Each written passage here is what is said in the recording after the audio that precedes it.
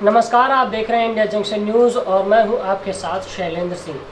देश में corona virus का संकट और लॉकडाउन प्रवासी मजदूरों के लिए काल साबित हो रहा है। लॉकडाउन में आमदनी के सारे रास्ते बंद हैं, जिसकी वजह से शहरों में रह रहे प्रवासी मजदूरों का जीना मुश्किल हो गया है। लॉकडाउन में फंसे हजारों प्रवासी मजदूर किसी तरह अपनी ज़िंदगी बचाने के लिए पैदल या ट्रकों या निजी वाहनों में लद कर अपने घर की ओर लौट रहे हैं, लेकिन बदनसीबी ऐसी है कि रास्ते में ही हादसों का शिकार हो रहे हैं।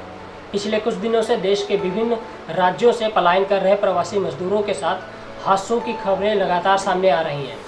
आज भी पश्चिम बंगाल, मध्य प्रदेश और नवी मुंबई से ऐसे ही सड़क हादसों की खबरें सामने आई हैं।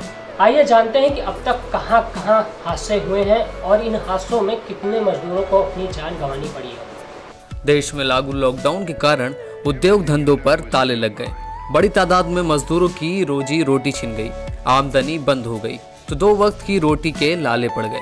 पेट की आग से परेशान मजदूरों के पास घर लौटने के सिवाय कोई दूसरा रास्ता नहीं बचा। लेकिन जाएं तो जाएं कैसे?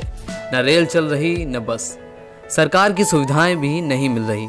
तो मजदूर के धैर्य ने जवाब दिया और वे निकल पड़े पैदल ही। जिस किस्मत पर भरोसा करके प्रवासी मजदूर घर जाने के लिए सैकड़ों किलोमीटर का सफर पैदल या ट्रकों में लद कर रहे हैं, वो रास्ते में ही उनका साथ छोड़ दे रही है। रास्ते में हो रहे हादसों में अब तक कई मजदूरों को अपनी जान गंवानी पड़ी है।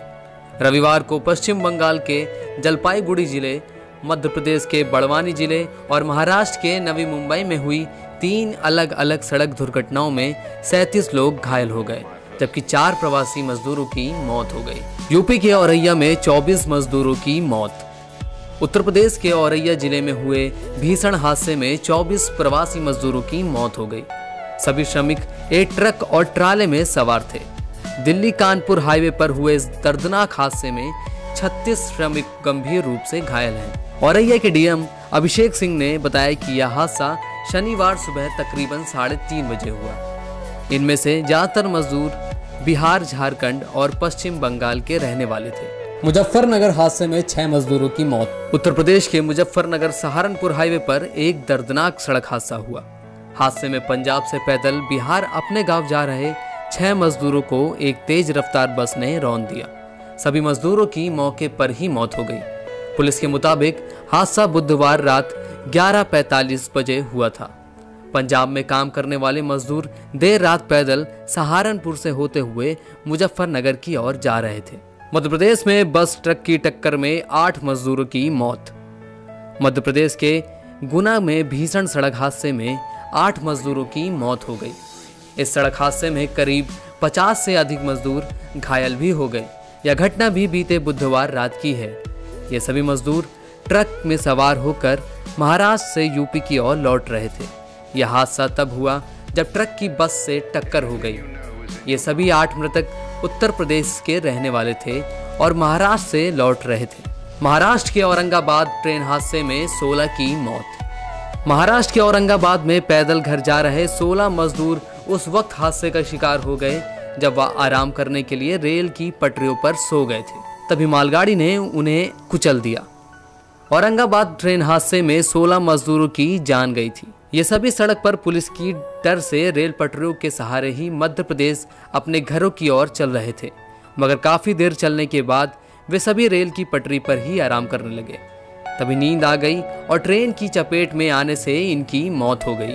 बिहार के समस्तीपुर में 2 मजदूरों की मौत। बिहार के समस्तीपुर जिले के उजियारपुर में मुजफ्फरपुर से प्रवासियों को लेकर कटिहार जा रही बस की ट्रक से टक्कर हो गई। इस हादसे में 2 बस यात्रियों की मौत हो गई और करीब 30 लोग घायल हो गए थे। हादसे के बाद चालक ट्रक लेकर फरार हो गया।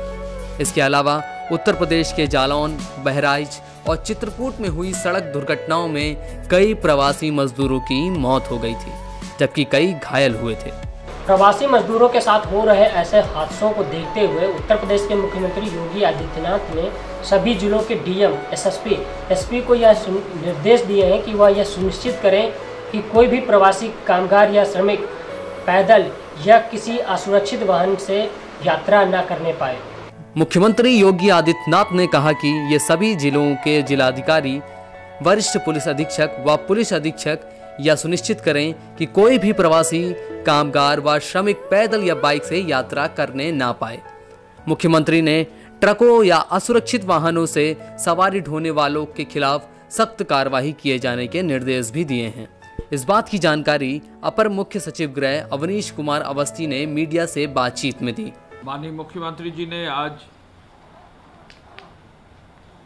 जो घटना हुई है औरैया की उस पर गंभीर संवेदना व्यक्त करते हुए सभी वरिष्ठ अधिकारियों को, फील्ड के अधिकारियों को बहुत स्पष्ट निर्देश दिए हैं कि प्रवासी श्रमिकों को पैदल या अवैध या असुरक्षित वाहन से यात्रा न करने दिया जाए।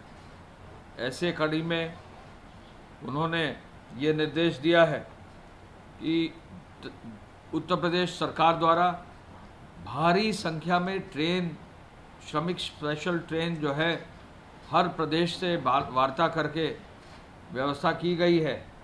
ऐसे में जहाँ भी जो भी लोग हैं असुरक्षित कोई ट्रांसपोर्ट न करें, वो व्यवस्था के अनुरूप करें। जहाँ बस मिले या ट्रेन की व्यवस्था सबसे बढ़िया है, उसकी जो है व्यवस्था सुनिश्चित करें। मुख्यमंत्री जी ने कहा है कि जो भी व्यक्ति आए वो सम्मान से आए, और चूँकि निःशुल्क व्यवस्था हमारे प्रदेश में है, ऐसे में किसी भी सूरत में उनको कोई कठिनाई नहीं होनी चाहिए। जो भी प्रवासी कामगार या श्रमिक हैं पैदल न चलें, इसके लिए आज उन्होंने सभी पुलिस के अधिकारियों को निर्देश दिए हैं। उन्होंने कहा है कि जो भी श्रमिक आ रहे हैं उनको बॉर्डर पर प्रॉपरली उनकी जो है विवरण लेते हुए ऐसे श्रमिकों को भोजन पानी आदि की भी व्यवस्था कर ली जाए और स्क्रीनिंग कर ली जाए और सुरक्षित रख के सम्मानजनक रूप से उनको लाया जाए। प्रदेश सरकार की ओर से पुनः हम कहना चाहेंगे कि किसी भी सूरत में पैदल ना चलें, असुरक्षित किसी वाहन में ना चलें, अनावश्यक रूप से कोई जो है रिस्क ना लें। ये निर्देश हम जो है माननीय मुख्यमंत्री जी ने किया है, आह्वान किया है, अपील किया है, इसका जो है पालन किया जाए। वहीं प्रदेश के प्रमुख सचिव स्वास्थ्य अमित मोहन प्रसाद ने बताया कि फेस मास्क पहनना अनिवार्य कर दिया गया है। इसका उल्लंघन करने पर जुर्माना भी लगाया जा सकता है। अब बिना अपने चेहरे को कवर किए, बिना मास्क लगाए या बिना गमछा, रुमाल, दुपट्टे से अपने मुंह और नाक को कवर किए सार्वजनिक स्थल में बाहर निकलना, घूमना, ये दंडनीय हो गया है। इसमें पहली बार में 100 रुपये का जुर्माना, दूसरी बार में भी 100 रुपये का जुर्माना, और तीसरी बार और उसके बाद हर बार 500 रुपये का जुर्माना लग सकता है।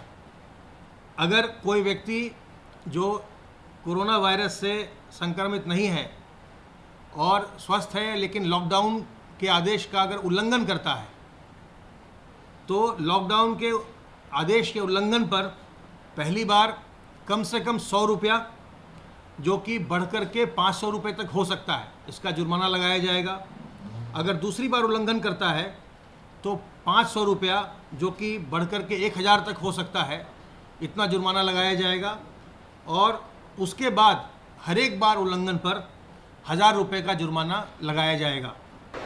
उत्तर प्रदेश सरकार ने इससे पहले भी प्रवासी मजदूरों से पैदल या असुरक्षित वाहनों से सफ़र न करने की अपील की थी, लेकिन जब पेट भूखा हो, बच्चे रोटी के लिए तड़प रहे हों और सामने जीवन यापन की कोई उम्मीद न नज़र आए, तो ऐसे में कोई भी अपील या आदेश मानने के लिए दिमाग राजी नहीं होता। इसीलिए प्रवासी मजदूर हज़ारों किलोमीटर का सफ़र पैदल ही तय कर रहे हैं, और जब उन्हें रोका जाता है तो उनका गुस्सा कानून व्यवस्था के लिए चुनौती बन रहा है। ऐसे में सरकार और प्रशासन को जल्द से जल्द इनके लिए व्यवस्थाएं करनी पड़ेंगी, जिससे इनको भोजन मिल सके और इन्हें जल्द से जल्द इनके घर पहुंचाया जा सके। ऐसे ही खबरों के लिए हमारे साथ बने रहिए और देखते रहिए इंडिया जंक्शन न्यूज़। देश और दुनिया की खबरों से जुड़े रहने के लिए सब्सक्राइब करें हमारा